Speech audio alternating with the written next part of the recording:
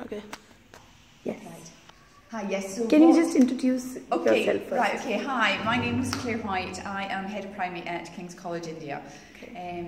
I've come from Scotland, although I have worked for 2 years in the Middle East before that, so I am very comfortable working with children who've got second languages. They're learning through English, which is their second language. What I find we do slightly differently is we try and learn a topic through active learning and through a cross-curricular approach. So what I mean by that is we'll take a topic and we'll do our literacy through it, we'll do our maths through it, we'll do our science through it, we'll do everything. So it's got much more meaning to the children, not just isolated little pockets. For example, this is my sort of castle board. This is what we're just kind of finishing up. And we're doing castles, but in India we're doing it forts. Again, it's changing things, so it's very relevant to the children in this country. Castles, not very sure what forts, they all knew what forts were. We picked some of the best forts in India, so our literacy was writing and describing the forts from the photographs that they had.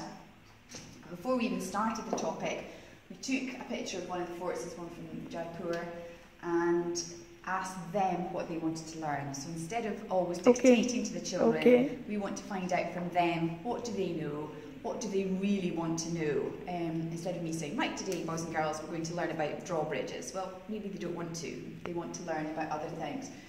So for example, what kind of animals lived in a castle? What was the first castle? Why are they so big? So these were great questions. Oh, these were questions from the kids? From the kids, entirely from the children. Oh, wow. Okay, why is it so beautiful? Who made the first castle? Why is it on a hill?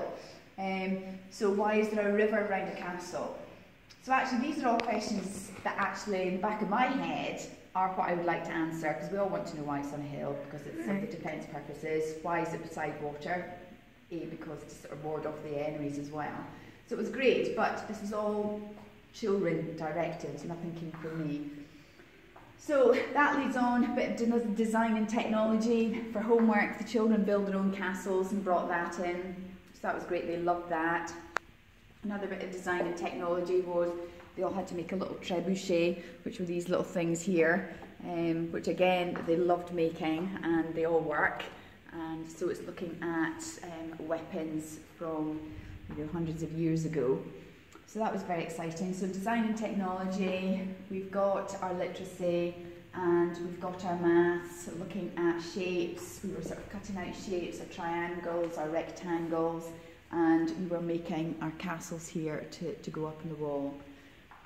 Also, it's all active learning as well. The children are engaged in their own learning. They're trying to find out things. And what I find here, the children, if you give them a topic, they're all of a sudden really fired up, and they go away and learn things for themselves, and then they bring it back. They go, oh, Miss Claire, I found this and I found that, and they get very excited about learning. So again, it's not me just dictating from the front, it's not me just copying from a textbook, it's me engaging the children in their learning and getting them to be actively involved in what they want to learn and what they want to find out. So, yes, that's it. So, and then moving down to the literacy. So this is a literacy which we've used in castles, but we also had to do a piece of writing. And again, this was great because it was their lunchbox came alive. So it's finding something that they would actually think was quite exciting. And the literacy here was linked in with our healthy eating, which was our science topic.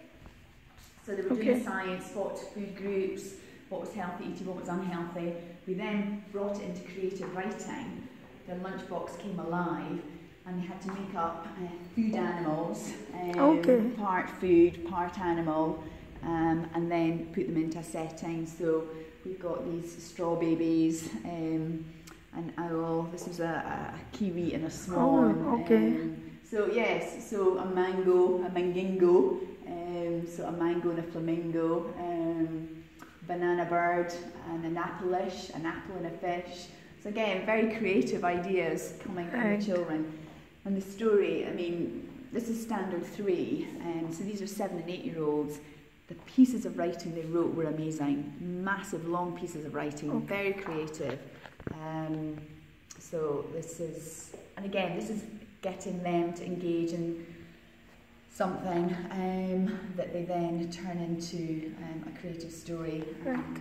So, and linked with their science as well, so it was all interlinked, all active learning, all cross-curricular, and I do find the children, yeah, they love it and they're engaged in it, and you know that they're engaged because they bring things in from home. I'm always getting stuff in from them, and they're always very enthusiastic about learning. So yeah, so that's my approach to teaching here, and that's why I think it's maybe slightly different. We're not so much book bound. We don't have to finish, page 15 to 20 by the end of Monday. It's much more hands-on and practical, doing activities and learning through activities and learning through each other. We do something called the 4 Bs, and I can't always be available, although I've got small cats, so I am. But I say to them, I said, right, I'm not always available. Can you check a book for information first? Can you ask a buddy? So we've got some very knowledgeable children in here. One girl's extremely good at spelling. Go and ask Sanika if she can do the spelling for you. Can you go to Bing? Can you open up the iPad and can you use a research engine? And then finally, big boss me. Okay, I'm the last one that you come and ask. But for them, it's like be independent, trying to get independent learners so they know that they can go and find information elsewhere. And then, yeah, I'm always here, but try and see if you can find it out yourself somewhere else and then come to me, kind of last of all. So again, independent learning and giving them a love for learning so that they're going to have this love for learning, throughout life, that they're always going to want to learn. And by being independent, it kind of maybe facilitates exams. So they might open the book and they go, I'm not really sure about that question. But they've got enough creativity and independence to think, well, maybe I could try and answer it. And, just think deep and use all the skills that they've been taught in class to answer a question that might be a little bit unfamiliar for them in an exam. So that's kind of where we're getting kind of up there. But we're still kind of reading here at the moment. But yeah, so that's me, that's my class in a nutshell, really. I think the literacy over here. Yeah, well, this is good. Fractions, so again, we just had to draw fractions, but this is the best bit, and this is actually linked to today. This is enterprise. So what they had to do here was, they had to find a definition for enterprise, because this is what they're trying to do a business, they've got a stall, they're trying to get some money, and it was interesting, they had no idea what an enterprise was. So it's like, okay, that's fine. And then with a little bit of discussion and a little bit of individual research and all the rest of it, they then came up with a really good, which is this one highlighted here. We had to work out, I've got to work hard to achieve my goal. And I'm just going to get my glasses on for the next one. But again, we've come up with what this enterprise is. Building up a spreadsheet, they now realise, we've got to make a bit of a profit, how much everything costs. Very simple at this level, at 7 and 8 year old, don't really understand profit and loss, but they understand they've got to make a little bit of money. So it's at the basic level, introducing the word enterprise in business, profit and loss. And so again, this is everything on the table at the back. This is for their stalls today, and they're going to try and make as much money as they can, and they've got all the products. They've kept a list of how much is everything's cost. They'll get their money back, and then whatever we're left with, we'll have a profit.